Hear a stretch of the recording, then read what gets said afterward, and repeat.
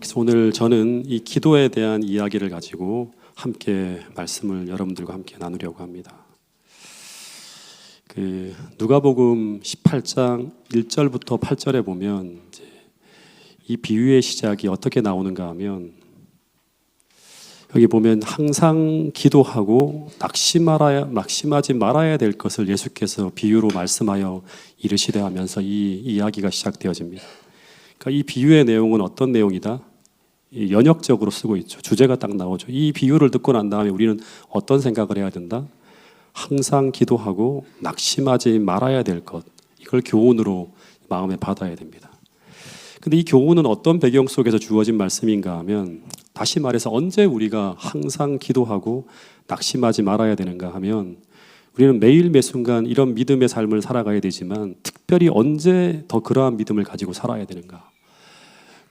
누가복음 17장 이제 20절부터 35절까지의 말씀에 보면 이제 이 누가복음 18장의 이 비유의 이야기는 이제 학자들에 의하면 17장 20절부터 예수님이 쭉 이야기하시는 그 내용 속에 같이 포함되어져 있는 거예요. 장절의 구분은 오늘날 우리가 쉽게 이제 성경을 읽기 위해서 만든 것이고, 이제 당시에 어떤 그런 옛날의 성경은 이 장절의 구분이 없습니다. 그래서 17장 20절부터 예수님께서 하신 이야기 속에 포함되어진 이야기가 누가복음 18장에 나오는 이 비유의 이야기예요. 근데 이 이야기의 시작은 어떻게 되는가 하면, 바리새인들이 하나님 나라가 어느 때 임하나이까라고 하는 질문이 있었고, 그때 예수님은 이 하나님 나라가 임하는 그때 벌어질 일들을 쭉 설명해요. 그러면서 노아의 때에 된 것 같이 인자의 때에도 그러하리라, 롯의 때와 같을 것이다, 이런 이야기가 나옵니다. 그리고 그날 우리는 어떻게 그날을 대비해야 되는지에 대한 이야기가 나와요. 근데 그 이야기 속에서 뭐도 포함되어지는가 하면, 이 누가복음 18장의 비유가 하나의 결론처럼 쭉 이어지는 거예요. 그러니까 이 누가복음 18장의 비유는 인자가 올 때, 그때 우리가 어떻게 그분을 맞이할 수 있는지, 즉 재림 준비에 관한 교훈이 담긴 비유가 바로 이 누가복음 18장의 비유예요. 그래서 이 비유의 끝에 누가복음 18장 8절에 보면 이런 말씀이 나오죠. 내가 너희에게 이르노니 속히 그 원한을 풀어주리라. 그러나 인자가 올 때에 세상에서 그 믿음을 보겠느냐, 이 정관사 더가 있대요. 그래서 그 믿음을 보겠느냐가 하는 게 원래 원어적인 어떤 그런 표현이라고 합니다. 그래서 이 말씀은 인자가 올 때, 그때 그 절망적인 환경 속에서도 항상 기도하며 낙심하지 않을 수 있는 그런 믿음을 가진 사람이 되라고 하는 교훈이 담긴 비유가 바로 누가복음 18장의 비유예요. 실물교원 164페이지에 보면 이런 기록이 있습니다. 같이 한번 읽어보겠습니다. 시작. 그리스도께서는 당신의 재림 직전에 있을 시대의 형편과 당신을 따르는 자들이 겪어야 할 위기에 대하여 말씀하시고 계셨다. 특히 그 시대에 관하여 그분께서는 사람들로 항상 기도하고 낭망하지 말아야 될 것을 저희에게 비유로서 말씀하셨다. 그러니까 재림 직전에 있을 시대와 형편과 당신을 따르는 자들이 겪어야 될 위기에 대해 말씀하시면서 이 비유를 말씀하셨다고 하는 거예요. 근데 2절에 보면 이제 이 이야기가 이렇게 시작되어집니다. 어떤 도시에 하나님을 전혀 두려워하지 않고 사람을 무시하는 한 재판장이 있었다고 합니다. 그 당시에 하나님을 두려워하지 아니하고 사람을 무시하는 사람이란 이 표현은 악한 사람으로 높은 지위를 차지하고 있는 사람을 가리키는 속담이라고 합니다. 그래서 본문에 나오는 이 도시는 어떤 정의나 공정함을 기대할 수 없는 그런 통치자가 다스리고 있는 그런 도시였어요. 근데 그곳에 누가 살고 있었다? 누가 살고 있었는가 하면 한 과부가 살고 있었다고 합니다. 당시 동방사회에서 과부는 어떤 사람이다? 가장 불쌍하고 가장 힘이 없는 그런 무력한 사람 중에 한 사람이 바로 과부입니다. 그래서 누가복음 18장 3절에 보면 이제 이 과부가 억울한 일을 당해서 이제 이 재판관을 찾아갑니다. 그래서 내 원수에 대한 원한을 풀어달라고 막 재판장에게 호소를 해요. 근데 이 재판관은 자신에게 이 민원을 제기하는 이 민원인을 딱 보는 순간 딱 고개를 돌려버려요. 왜냐하면 이 재판관은 어떤 사람이다? 타락한 재판관이에요. 그래서 이런 가난한 과부와 같은 사람에게는 별 관심이 없습니다. 왜 그런가 하면 이 재판관은 돈을 가지고 매수하지 않으면 절대 움직이지 않는 그런 사람이기 때문이에요. 근데 이 가난한 과부에게는 이 불의한 재판관을 움직일 돈이 없습니다. 그래서 이 과부는 이 불의한 문제 앞에서 그 문제를 해결할 그 어떤 것도 소유하지 못한 아주 무력한 존재로 나타납니다. 돈도 없고 백도 없고 세상도 공정하지 않은 곳에서 이 불의에 희생될 수밖에 없는 처지에 놓여 있는 사람이 바로 누구인가 하면 이 과부라고 합니다. 근데 여러분, 이 과부가 누구인가 하는가요? 네, 이 과부가 누구인가? 여러분, 이것은 비유라고 했죠. 비유라고 하는 것은 뭔가 하면 어떤 대상을 빗대어서 묘사하고 있는 거예요. 그럼 이 비유 가운데 나타난 이 과부는 누구를 묘사하고 있을까요? 이 비유 가운데 나오는 이 과부는 이 세상의 종말이 올 때 그때 그리스도의 재림을 기다리며 살아가는 하나님의 백성들을 가리키는 거예요. 다시 말해 마지막 때 그리스도인은 우리가 의지할 수 있는 모든 인간적 수단이 다 끊어지고 정말 불의한 환경 속에서 오직 하나님의 개인만을 바라보며 밤낮 부르짖는 이 기도의 응답 속에서만 한 걸음 한 걸음씩 난관과 장애를 돌파하며 나갈 수밖에 없는 그런 사람들이 바로 이 마지막 시대를 살아가는 누구다? 오늘 우리 그리스도인이라고 하는 것입니다. 당시에는 그리스도의 제자였고 오늘 이 시대에는 오늘 그리스도인이라고 불리는 우리들이라고 하는 것입니다. 조금 더 구체적으로 말하면 미래 하나님의 계명을 지키며 살아가는 하나님의 백성들에게 일요일 휴업령이 내려지고 짐승의 표가 강요되어지면서 우리는 우리가 가지고 있는 모든 권리와 보호가 박탈되어져서 생존 자체가 어려워지는 그런 환경 속에 처하게 될 것이라고 하는 것입니다.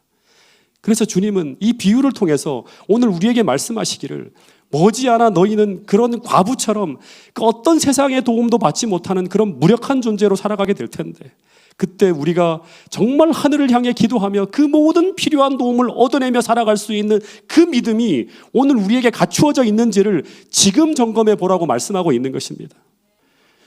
여러분, 우리가 왜 은행에 돈을 저축하죠? 필요할 때 꺼내 쓰려고 예치하는 것입니다. 마찬가지로 저는 평소에 우리는 두 가지의 은행에다가 저축을 해야 돼요. 꾸준하게 저축을 해야 돼요. 하나는 우리의 기억이라고 하는 은행 속에 계속 저축을 해야 될 게 있고요. 또 하나는 우리의 습관이라고 하는 은행 속에 꾸준히 저축을 해 두어야지만 미래에 우리는 그것을 꺼내 쓸 수 있다고 하는 거예요. 첫 번째, 이 기억이라고 하는 은행 속에는 계속 제가 말하지만 믿음으로 살아가는 경험과 체험이 계속 저축되어져 있어야 돼요. 믿음으로 살아가는 경험이 끊임없이 여러분의 기억 속에 쌓여져 있어야 된다고 하는 것입니다. 여러분, 이런 글이 있어요. 청년에게 보내는 기별에 나온 글인데요. 한번 읽어보겠습니다. 301페이지에 나오는 말씀입니다. 시작. 청년 남녀들이여 그대들에게는 낭비할 시간이 없다.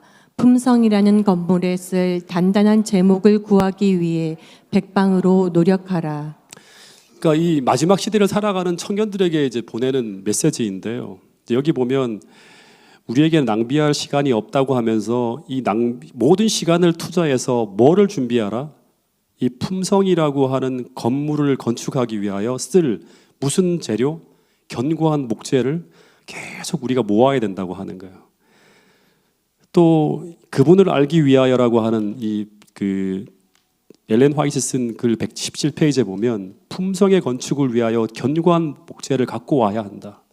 그리고 우리가 이 세상 역사의 마지막이 가까이 이름에 따라 인간은 급속하게 그리스도인으로 자라거나 아니면 결정적으로 타락하고 있다라는 말씀을 해요. 계속 어떤 말씀을 하고 있는가 하면 이 재료가 필요하다고 하는 거예요. 근데 여러분, 품성이라고 하는 건물에 쓸 튼튼한 제목이란 무엇을 말하는 걸까요? 쭉 예언의 신을 읽어보고 성경을 읽어보면 이 재료는 경험의 재료예요. 경험의 재료. 우리는 무엇인가 끊임없이 경험함으로 우리의 품성이 형성되어져요. 보고 듣고 계속 경험하는 걸 통해서 우리의 품성이 만들어진다고 하는 거예요. 근데 우리가 하늘에 가져갈 품성의 집을 세우려면 우리는 어떤 경험의 재료를 모아야 하는가? 진짜 중요하겠죠. 어떤 경험의 재료가 있어야지만 우리는 마지막 시대에 정말 믿음으로 하나님을 위해 끝까지 살아갈 수 있을까요?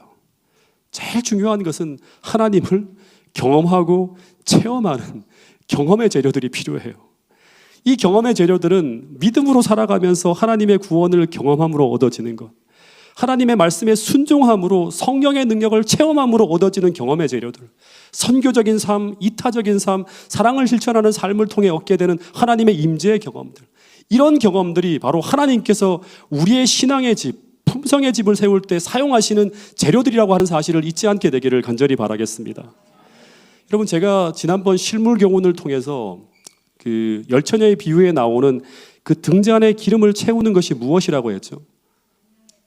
성령의 체험적인 건데 제일 중요한 게 뭐죠? 믿음으로 살아가면서 하나님을 경험하는 경험이에요. 이게 우리의 등잔에 기름을 채우는 거라고 여러분들에게 말씀을 드렸는데 같은 것이라고 생각할 수 있겠죠. 여러분, 우리가 매일 매 순간을 살아갈 때 우리는 언젠가 이 불의한 재판장이 세상을 다스리고 우리는 그 환경 속에서 희생될 수밖에 없는 그런 환란의 시대를 지나갈 때, 그때 우리는 우리가 세운 그 신앙의 집이 정말 하나님이 주신 목재를 사용해야 지은 집인 것인지 아닌지를 시험할 때가 반드시 온다고 하는 사실을 기억할 수 있게 되기를 간절히 바라겠습니다. 다시 말해, 그때 우리가 지은 그 신앙의 건물이 하나님이 주신 목재들을 사용하여 하나님과 협력하여 지은 집인지, 아니면 시련의 때 모든 난란하고 불타 없어질 그런 신앙적 체험도 경험도 없는 단지 지식과 이론으로만 채워진 그런 허술한 건물인지, 그것이 시험되어질 때가 도래한다고 하는 사실을 우리 모두가 기억할 수 있게 되기를 간절히 바라겠습니다. 여러분, 그래서 우리는 정말 노아처럼 그 어떤 세상의 조롱과 핍박과 박해 속에서도 정말 흔들리지 않는 믿음을 가지고 오늘 나는 나의 신앙의 집, 품성의 집을 매일같이 하나님과 협력하여 짓고 있는지 여러분 지금 확인할 수 있게 되기를 간절히 바라겠습니다. 첫 번째는 우리 기억의 은행 속에 매일같이 믿음으로 살아가는 경험을 저축하라. 그것으로 견고한 믿음의 집, 신앙의 집을 지으라고 하는 것이 첫 번째 재림 준비의 굉장히 중요한 부분이고요. 또 하나, 두 번째는 우리는 이 환란의 때를 대비해서 우리의 습관이라고 하는 은행 속에 저축해야 될 중요한 또 하나의 것이 바로 무엇인가 하면 기도하는 습관을 저축하는 거예요. 여러분, 이게 정말 중요합니다.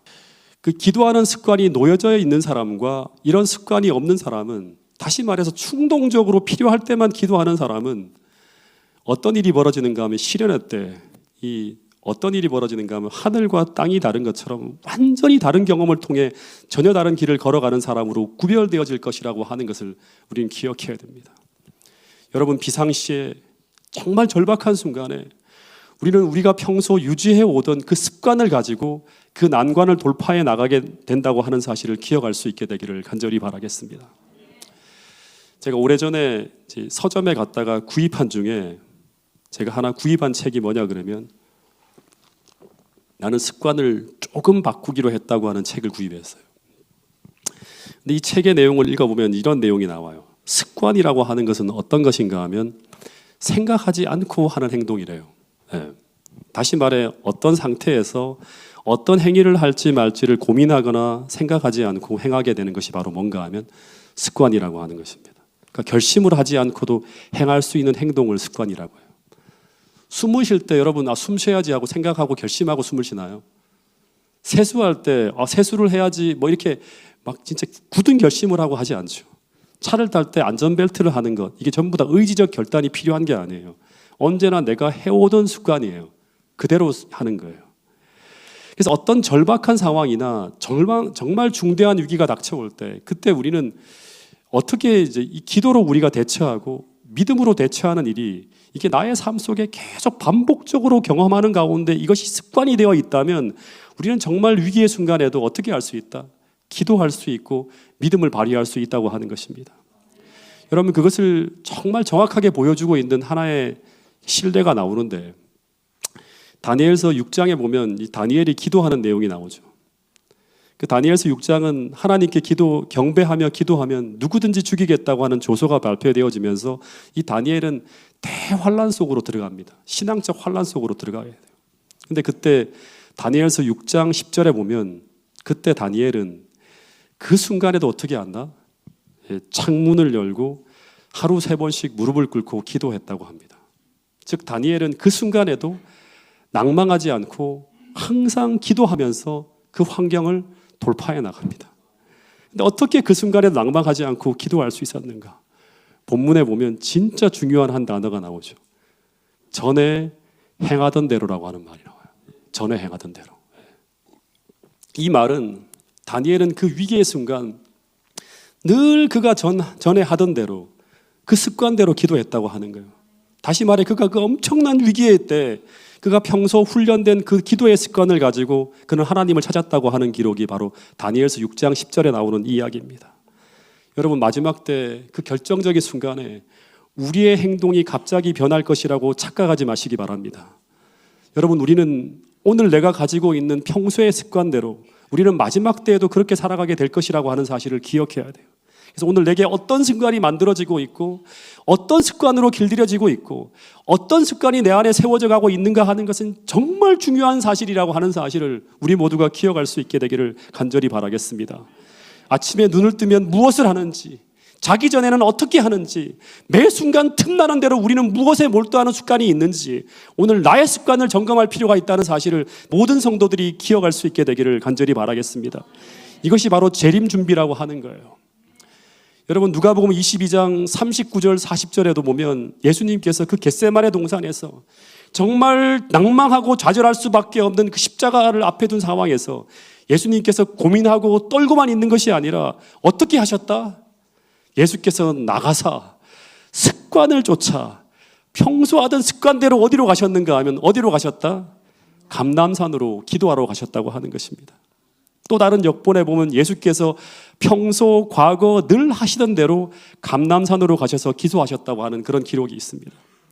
여러분 우리의 모본이신 예수님도 그 십자가라고 하는 큰 시험 앞에 서셨을 때 그분은 평소 하시던 습관대로 기도하기 위해 겟세마네로 나아가셔서 그 낭망할 수밖에 없는 그 큰 시련 앞에서도 낭망하지 않고 항상 기도하며 그 시험을 이겨내셨다고 하는 사실을 기억할 수 있게 되기를 간절히 바라겠습니다. 그래서 주님은 하나님의 도우심 속에서 그 엄청난 시련을 돌파하면서 하나님의 뜻을 이루는 형통함을 경험하셨다고 하는 것입니다. 근데 이것이 훈련되지 않은 사람은 그 위기의 순간 잠시 잠깐 기도할 수는 있지만 끝까지 하나님을 붙들 수가 없다고 하는 사실을 우리 모두가 기억하고 오늘 그것을 훈련해야 된다는 사실을 우리 모두가 마음속으로 결심하고 돌아갈 수 있게 되기를 간절히 바라겠습니다.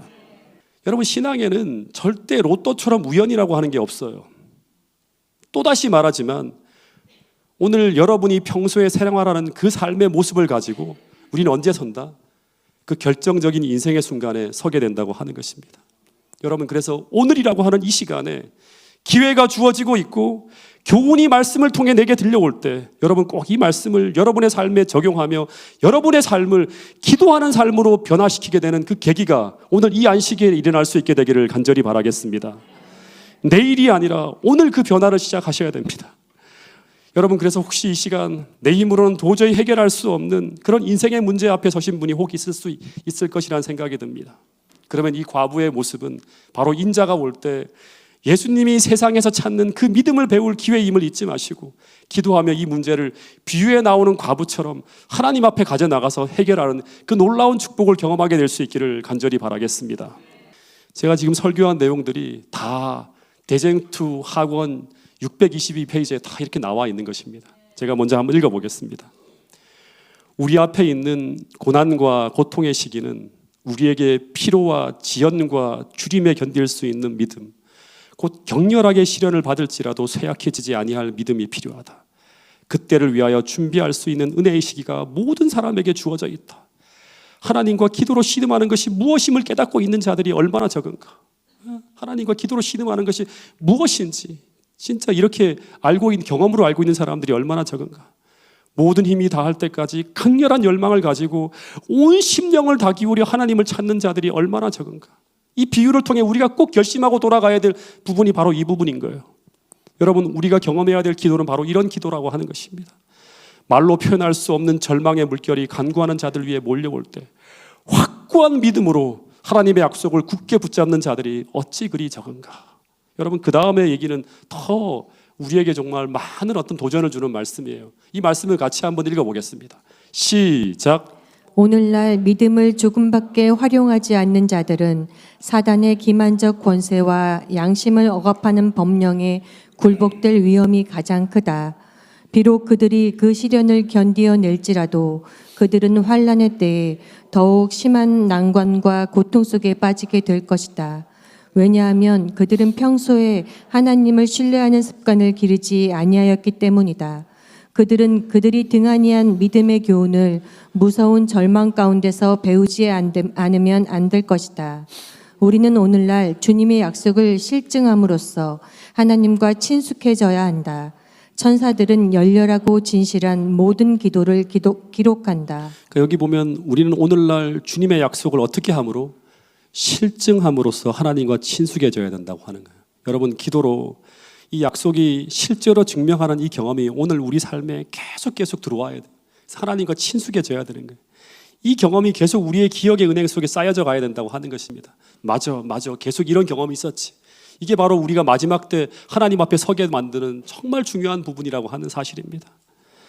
그래서 이런 기도의 삶이 무엇인지를 보여주는 내용이 이제 누가복음 18장의 비유로 등장하는 과부의 모습인데 3절부터 5절에 보면 이 과부가 그 억울하고 절박한 문제를 가지고 불의한 재판장 앞에 찾아갑니다. 근데 또다시 말하지만 이 재판관은 이 과부를 보는 순간 돌아올 이득이 없어 보여서 이 과부의 문제에 관심을 나타내지 않고 있습니다. 근데 이 과부가 무엇을 하는가? 그 순간 그가 할 수 있는 단 한 가지 일을 하는 거예요. 우리가 모든 도움이 끊어지고 어떤 사람에게도 인간에게 기대할 수 없는 상황이 될 때 우리는 단 한 가지, 우리가 할 수 있는 한 가지 일을 하게 될 수 있는 그런 습관을 만들어야 돼요. 그것은 바로 이 재판관을 찾아가서 어떻게 한다?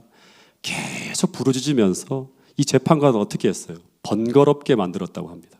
근데 놀라운 것은 이 과부의 궁핍함과 불쌍함이 이 재판관의 마음을 움직이지는 못했지만 본문에 보면 이 과부의 집요한 부르짖음이 이 재판관을 움직이게 만듭니다. 상상해 보면 이 과부는 아침 먹고 나면 벌써부터 그 재판관의 집무실 앞에 와 있어요. 그리고 부르짖습니다. 재판관님, 저를 불쌍히 여겨달라고. 그러면서 하루 종일 이 재판관을 따라가며 계속 부르짖는 거예요. 재판관님, 제발 저를 좀 도와달라고. 그러면서 화장실 가는데도 따라가고 밥을 먹으러 가도 따라오고 심지어 밤에 잠을 자려고 해도 책을 보려고 해도 밤낮 자신의 문제를 해결해 달라고 부르짖는 이 과부의 부르짖는 목소리가 끊임없이 재판장 앞에 들려오는 거예요. 그래서 5절에 보면 이 재판장이 뭐라고 하는가 하면 이 과부의 원한을 풀어주지 않으면 어떻게 된다? 못 살겠다고 하는 거예요. 나를 괴롭게 할 것이기 때문에 이 과부의 소원을 어떻게 한다? 들어주리라. 이 원한을 풀어주리라 하면서 이 비유가 끝이 난다고 하는 것입니다. 근데 이것은 비유라고 말씀하는 거예요. 오늘 우리의 기도가, 나의 기도가 어떠해야 됨을 알려주는 거예요. 우리는 나의 현실의 모든 문제를 이런 기도로, 이런 기도의 응답으로 이겨내고 물리치는 이 경험을 쌓아야 되고 이 기도의 습관을 우리는 훈련해야 된다고 가르치고 있는 중요한 비유가 바로 이 누가복음 18장에 나오는 비유라고 하는 거예요. 이것이 재림을 준비하는 사람들의 믿음의 모습, 삶의 모습이 되어야 한다고 하는 것입니다. 여러분, 제발 이 말씀을 그냥 목사가 하는 설교로 가벼이 듣지 마시고 여러분의 삶을 전환시키고 변화시키는 중요한 계기로 하나님 말씀으로 받게 되기를 간절히 바라겠습니다. 여기 본문에 보면 괴롭게 하리라고 하는 이 단어가 나오는데 이 원어상으로는 코포스라고 하는 단어를 사용하는데 이 의미가 뭐냐 그러면 치다, 강타하다고 하는 단어의 뜻이에요. 재림교회 성경 주석을 보니까 이 코포스라는 단어를 어떻게 주석했는가 하면 눈 밑을 쳤다고 합니다. 눈 밑을. 그리고 때려서 상처를 입히다라는 의미로도 이 코포스라는 단어를 쓴대요. 그러니까 의미상으로는 내게 참을 수 없는 괴로움을 주다. 나를 때려 눕히다. 나를 녹초가 되게 하다. 이런 의미가 바로 이 단어라고 합니다. 그러니까 결국 이 과부가 재판장을 어떻게 했다? 기도로 때려 눕혔다고 하는 거예요. 기도로. 근데 이 이야기를 들으면서 제가 이 상황을 어떻게 상상을 했는가 하면 야곱이 하나님과 기도로 씨름하는 장면이 떠올랐어요. 창세기를 읽어보면 당시 야곱이 처한 상황은 가나안으로 가야 되는 이 고향으로 돌아가는 그런 상황이었어요. 그리고 마지막 지점을 쫙 통과해 가는데 근데 거기서 누가 오는가 하면 에서의 군대가 칼을 차고 몰려오는 상황을 맞게 돼요.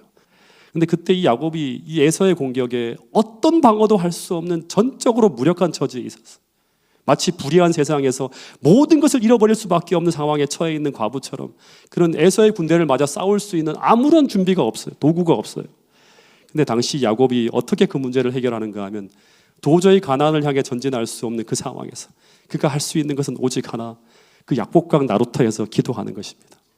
근데 기도 중에 한 강도처럼 보이는 낯선 자의 공격을 받아서 환도뼈가 무너져요.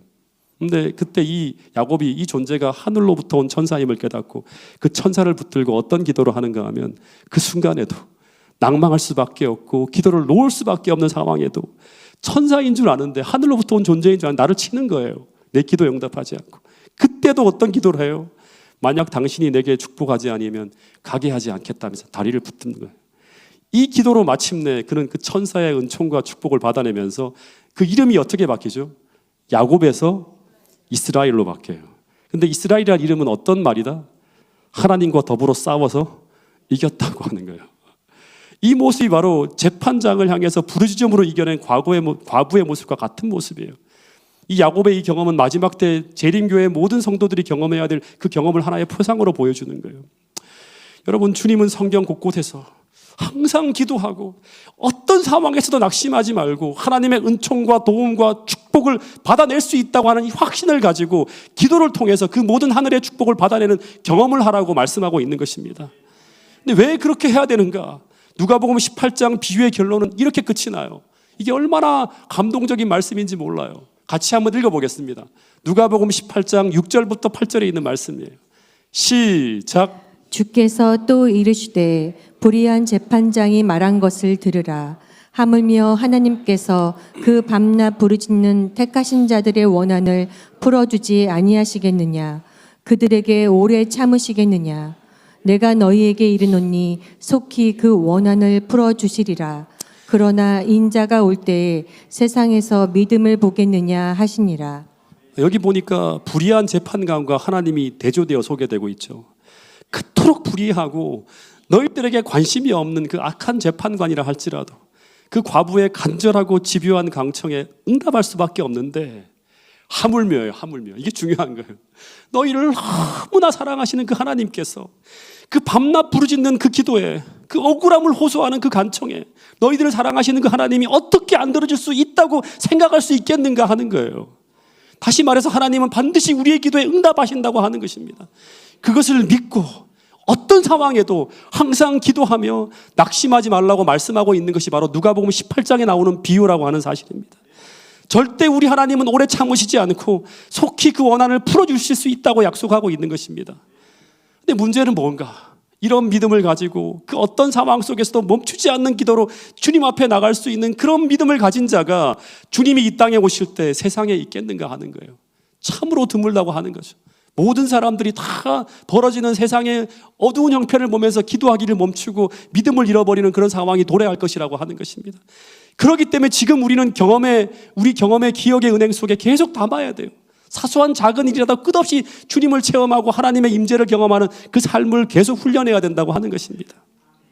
1982년에 마이클 페이건이라고 하는 남자가 이 버킹엄 궁전을 침입해서 엘리자베스 여왕의 침실로 들어가는 엄청난 사건이 벌어졌어요. 난리가 난 거죠. 버킹엄 궁을 뚫은 거예요. 근데 당시 여왕이 침실로 들어온 이 낯선 남자 때문에 놀라서 잠이 깨어요. 31살에 이 남자가 들어왔는데 근데 이때 이 남자가 떨리는 음성으로 이런 말을 했다고 합니다. 여왕 폐하, 놀라게 해드려 죄송합니다. 이 방법밖에는 없었습니다. 저의 탄원을 들어주세요 하면서 간청을 했대요. 그래서 이 여왕이 침착하게 가운을 다 걸치고 침대에 앉아서 이 사나이의 말을 들었다고 합니다. 그때 이 페이건은 이런 말을 했다고 합니다. 저에게는 4남매 어린 자녀가 있는데 아내는 가출하고 회사는 감원을 해서 직업을 잃게 되었고 사회복지기관에 호소했는데 거기서 들어주지 않고 수많은 곳에 호소해도 반응이 없는 그런 절박한 상황에서 이 남자는 이제 어디를 어떻게 해야 되는가, 이 문제를 해결할 수 있는 그 왕에게 찾아가야겠다 생각을 하고 이 문제를 가지고 이 자신의 문제를 해결할 수 있는 능력을 가지고 있는 여왕을 찾아가고 여왕을 직접 만나기 위해서 너무나 무례하고 말도 안 되는 일이지만 침소로 들어간 거예요. 2번을 시도해요. 한 번은 방이 너무나 많아서 이 방이 어디 있는지 몰라서 돌아오고 두 번째는 이렇게 들어갔다고 합니다. 근데 이때 이 여왕이 이 낯선 남자에게 위스키를 쫙 권하며 이야기를 다 들은 후에 이제 호위병을 다 불러서 이 남자를 데려가게 했는데 이 법정에서는 이 사람의 벌하도록 이 선고를 했는데 뭐 종신형인가 뭐 이렇게 받았다고 합니다. 근데 이 여왕이 이 사람의 잘못을 벌하지 않도록 사면해주고 그에게 직업을 주었다고 하는 그런 이야기가 나옵니다. 예. 어디에 얘기해도 안 되는 거. 이 상황은 반드시 여왕에게 얘기를 해야 돼. 오늘 우리에게도 어디로 얘기해도 해결할 수 없는 문제들이 있지 않나요? 그럼 어디로 가야 돼요? 하나님께 능력을 가지고 있는 분.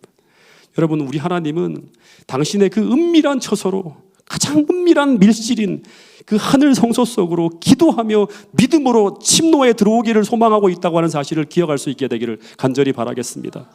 세상 누구에게도 말 못한 그런 이야기라 하더라도, 세상 누구의 도움을 받을 수 없는 그런 문제라 하더라도 우리 하나님은 당신께 나와서 부르짖으라고 말씀하고 있는 것입니다. 왜냐하면 우리 하나님은 여러분을 도우실 수 있는 능력을 가지고 있는 분이라는 사실을 꼭 기억할 수 있게 되기를 간절히 바라겠습니다. 기도를 통해서 하나님과 대화하면서 그분이 어떤 일을 하실 수 있는 분인지, 그분의 그 위대한 능력과 사랑을 직접 대화를 통해서, 이런 설교를 통해서가 아니라 직접 대화를 통해서 확인할 수 있는 여러분과 제가 될 수 있기를 간절히 바라겠습니다. 예레미야 33장 1절부터 3절에 보면 이런 말씀이 있어요. 같이 한번 읽어보겠습니다. 주옥 같은 말씀이에요. 시작. 예레미야가 아직 시위대 뜰에 갇혔을 때에 여호와의 말씀이 그에게 임하니라. 가라사대 이를 행하는 여호와, 그것을 지어 성취하는 여호와, 그 이름을 여호와라 하는 자가 이같이 이르노라. 너는 내게 부르짖으라. 내가 내게 응답하겠고 내가 알지 못하는 크고 비밀한 일을 내게 보이리라. 이 당시 예레미야는 시위대 뜰에 갇혀 있었어요. 그러니까 절망할 수 없는 밖에 없는 상황이었어요. 나라는 망해가고 있고 희망이 없어 보이는 그런 상황에 있었어요. 근데 그런 낭망할 수밖에 없는 상황에서 하나님은 당시 예레미야에게 이런 말씀을 하시는 거예요.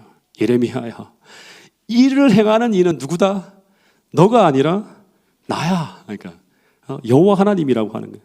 이 말은 어떤 의미인가 하면, 우리는 마치 우리가 이 일을 성취하기 위해 계획해야 되고 행해야 되는 것처럼 생각하고 절망적으로 생각하고 있는데, 그런데 하나님은 오늘 우리에게 말씀하시기를 그 절망적 상황과 그 일을 바라보지 말라고, 그 일을 행할 수 있는 분은 누구다? 그 일을 성취할 수 있는 분은 누구다? 나야, 여호와 하나님이라고. 그래서 그분을 바라보며 낭망하지 말고 그분에게 부르짖으라고 말씀하고 있는 거예요. 그러면 내가 내게 응답하겠고 내가 알지 못하는 정말 크고 비밀한 일을 내게 보여줄 수 있다고 하는 것입니다. 여러분, 이 약속이 모든 성도들의 것이 될 수 있기를 간절히 바라겠습니다. 정말 크고 비밀한 일들이 오늘 우리의 기도를 통해서 이 교회에 드러나는 그런 역사가 펼쳐질 수 있게 되기를 간절히 바라겠습니다. 제가 아주 어렸을 때였어요. 제가 자주 말씀드리지만 우리 부모님은 저에게 용돈을 잘 안 주셨어요. 안 주는 정도가 아니라 저희 어머니는 초등학교 시절을 지나갈 때, 제가 제 기억으로는요, 어머니 돈 10원만 줘 사 먹게 해서 한 번도 받은 적 기억이 없어요. 다 거절된 기억밖에 없어요. 근데 그렇게 지내던 어느 날 동네 앞에 호떡집이 생겼어요. 동네 꼬마들이 다들 어머니에게 용돈을 타내는데 성공해서 다들 호떡집에 가서 호떡 하나, 오뎅 하나씩 잡고 아주 맛있게 먹는 거예요. 근데 저만 친구들이 먹는 것만 구경하면서 앉아 있었어요. 근데 어머니께 아무리 졸라봤자 돈을 주지 않을 게 뻔해서 그냥 친구들한테 호떡 한 입만 줘, 오뎅 한 입만 먹게 해달라고 청하는데 이 녀석들이 절대로 안 주는 거예요. 제가 하도 조르니까 이 호떡과 오뎅을 다 먹으면 뭐가 나오죠? 뭐를 주죠? 그 아주머니가 국물을 주죠. 오뎅 국물을. 아줌마에게 오뎅 국물 한 컵씩을 이제 받아가지고 그 한 모금씩만 먹으라고 하는 거예요. 오뎅과 호떡은 안 주고. 근데 어린 마음에도 자존심이 있었는지 그 국물을 안 먹고, 나도 우리 엄마에게 돈을 받아서 사 먹으러 오겠다고 했어요. 그때 그 녀석들이 뒤에다 대고 뭐라고 하는 거야. 니네 엄마는 절대 너한테 돈 안 줄 거야 하면서 막 놀리는 거예요. 아니다, 두고 봐라. 내가 반드시 쟁취해서 들고 오겠다고 하면 집으로 뛰어갔어. 어머니께 집안 청소를 하고 계신데 어머니를 보자마자 엄마, 나 돈 10원만 주세요. 그래서 그때 어머니가 뭐 하게 하고 묻는 거예요. 그랬더니 앞에 호떡집이 생겼는데 동네 애들이 다 먹는다, 나만 못 먹고 있다 그랬어요. 그랬더니 어머니가 뭐라고 했을까요? 내가 저녁에 밥 맛있게 줄 테니까 기다리라고 하는 거예요.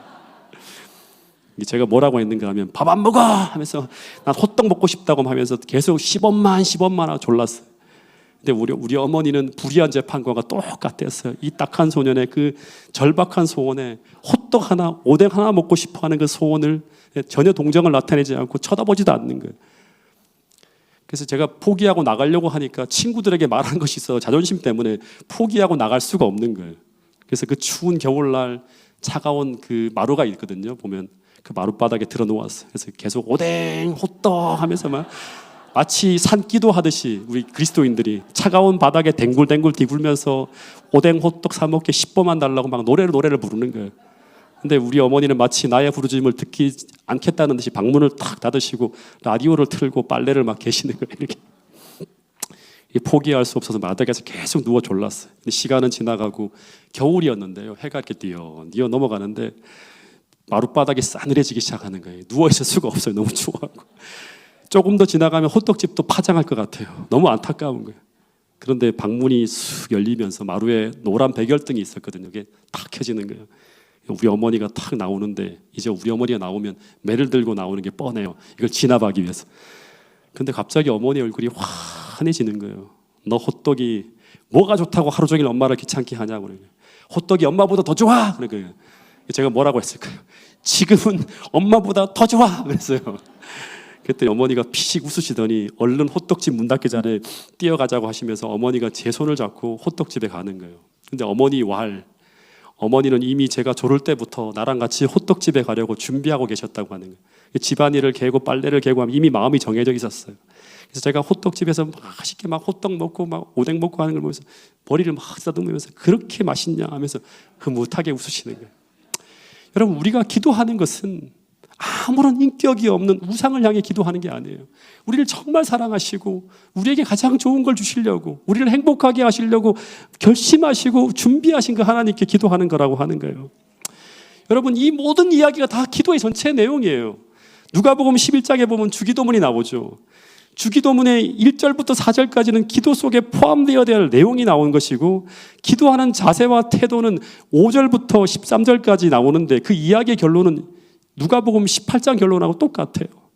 너희가 기도할 때 어떻게 기도해야 되는가 하면 마치 벗됨을 인하여는 일어나 주지 아니할지라도 뭐 때문에 준다? 간청함을 인하여 그 요구대로 줄 것처럼 그렇게 기도하라고 하는 거예요. 이만큼 간절하게 기도하라고 하는 거예요. 왜냐하면 우리의 기도를 들으시는 분이 누구인가? 불의한 재판관이나 인간의 요청을 들어주기를 꺼려하는 어떤 인간이 아니라 언제라도 우리의 기도를 들어주려고 하는 너희 하늘 아버지가 바로 우리의 기도를 받으시는 대상이라고 하는 거예요. 예. 여러분, 그래서 기도에 응답해 주실까 말까를 망설이며 기도하는 게 아니라 확실한 믿음을 가지고 찾고 두드리고 구하면서 축복의 사람으로 하늘의 모든 것을 끌어쓸 수 있는 기도의 사람으로 변화되어지라고 하는 것이 바로 이 마지막 시대에 우리가 준비해야 될 재림 준비의 핵심이라고 하는 거예요. 여러분, 읽어보겠습니다.